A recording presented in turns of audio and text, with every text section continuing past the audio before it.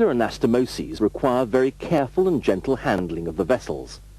They also utilize non-absorbable monofilament sutures with a very careful knot technique. Several throws are needed for each knot. A smooth internal suture line is essential. This exercise requires the use of atraumatic forceps, pot scissors, 2 bulldog clamps, needle holders and 4 rubber shod hemostats. The hemostats should have rubber shods on each end in order to prevent damage to the proline suture material that will be used in the anastomosis.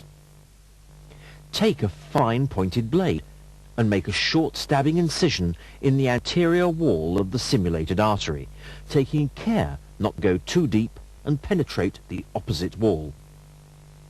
Then complete the arteriotomy using angled pot scissors.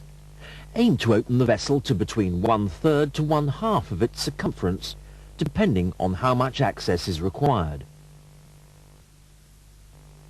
Inspect the lumen using a pair of atraumatic forceps, as shown. For primary closure of the arteriotomy, use 2 appropriately sized double-ended arterial sutures. This allows stitching to begin in both corners of the incision and avoids the final suture being placed at the end of the arteriotomy. Commence at one end of the incision, passing both needles from inside to out.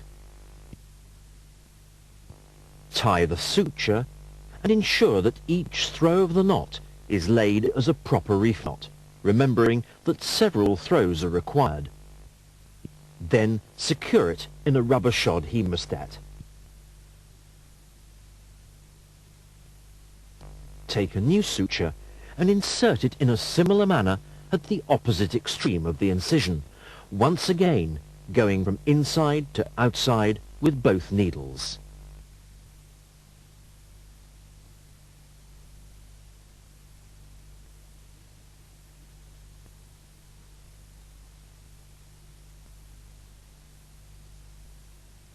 Then ligate it using a formal reef knot technique.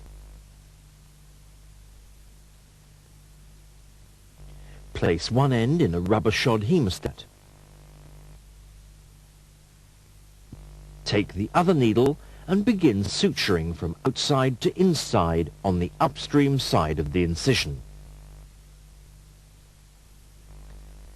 Then suture from inside to outside on the downstream part of the incision.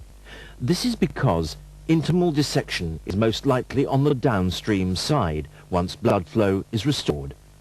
It is essential that you have an assistant to follow the sutures to ensure that the correct tension is maintained. Continue until you reach the apex of the vessel. Then start again at the far corner. Once again, go from outside to inside on the upstream part of the vessel,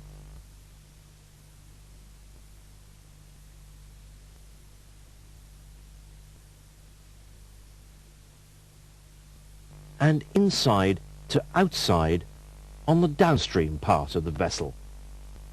Continue in the same manner up towards the apex, being careful not to traumatize the vessel wall with your forceps and rolling the needle through the tissues rather than dragging it through.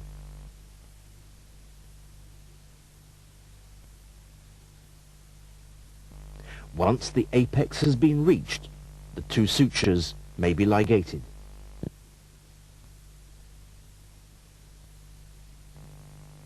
Having flushed the inflow and outflow vessels to get rid of air and thrombus, once again several throws of a well-formulated reef knot are required before the suture material may be cut.